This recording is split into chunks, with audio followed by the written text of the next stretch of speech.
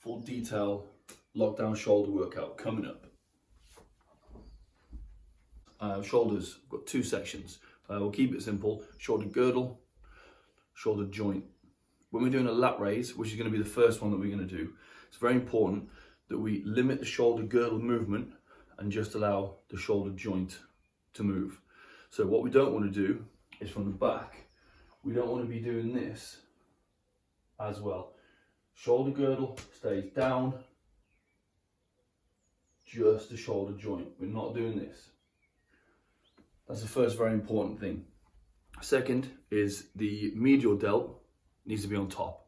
So a lot of people, they do lat raises, they know they've got to take the dumbbell out to the side, but they don't really know why or how.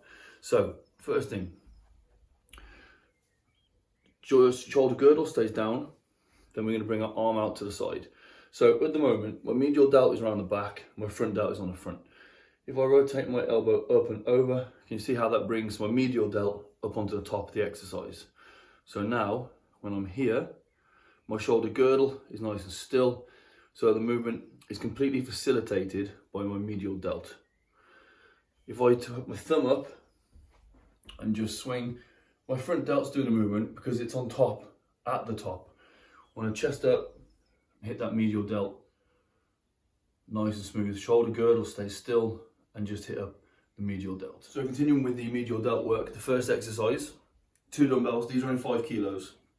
So what we're going to do, we're going to bring one up, make sure that medial delt's on top, and then we're going to hit, let's do, for example, 5 reps here. There's number 3, there's 4. On the 5th, I'm going to hold that one, go to this side, hit 5 there, and then what we're going to do is we're going to do 5, then we'll do 4, and then we'll do obviously 4, and we'll go all the way down, 3, 3, all the way down to 1. Then when you've done your last final rep of each one, we're going to come down, and then we're just going to do some real strict doubles.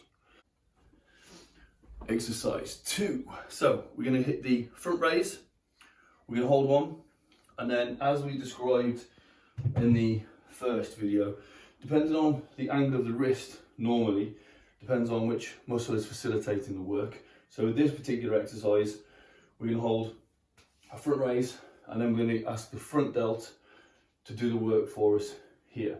Because the dumbbell is too light, we're going to take advantage of long levers.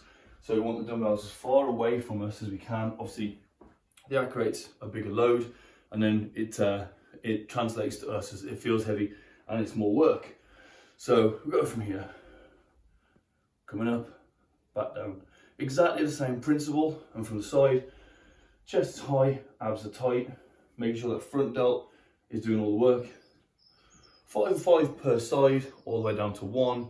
Then when you've finished, keeping the thumbs up, as many doubles as you can.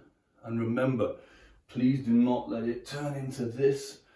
That's not helping anybody. Lower back needs to stay nice and tight, so all the movement is facilitated through the shoulder and somewhat the shoulder girdle in this exercise.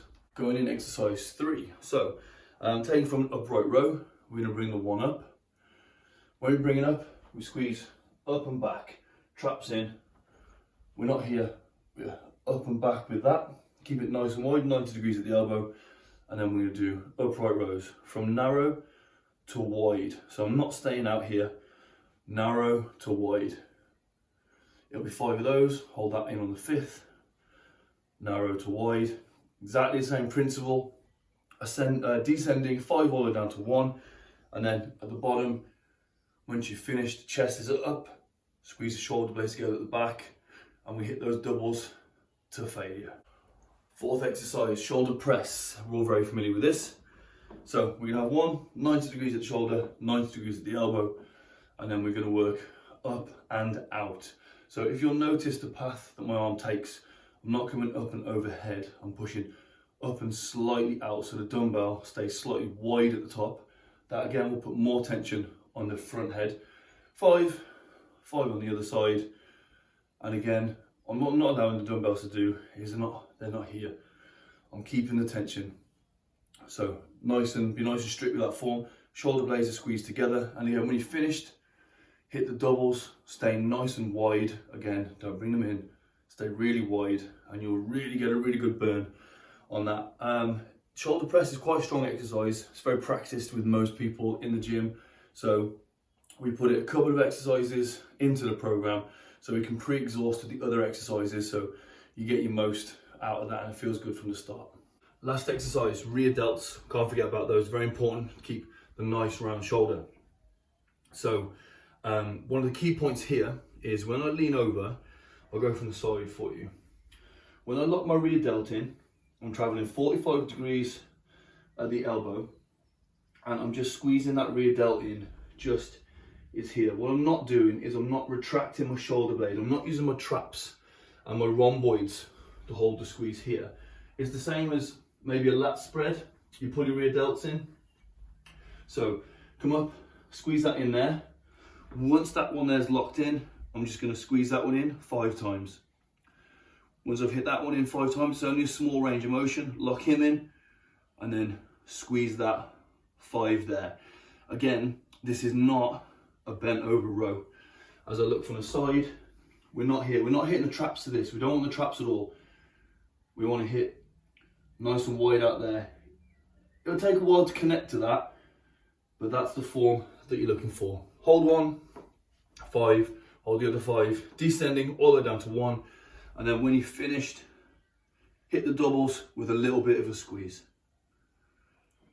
Okay, so that's 5 exercises. Go through each of the exercises anywhere from 3 to 5 sets. 1 minute rest. Make sure you take each one to failure. Like and subscribe.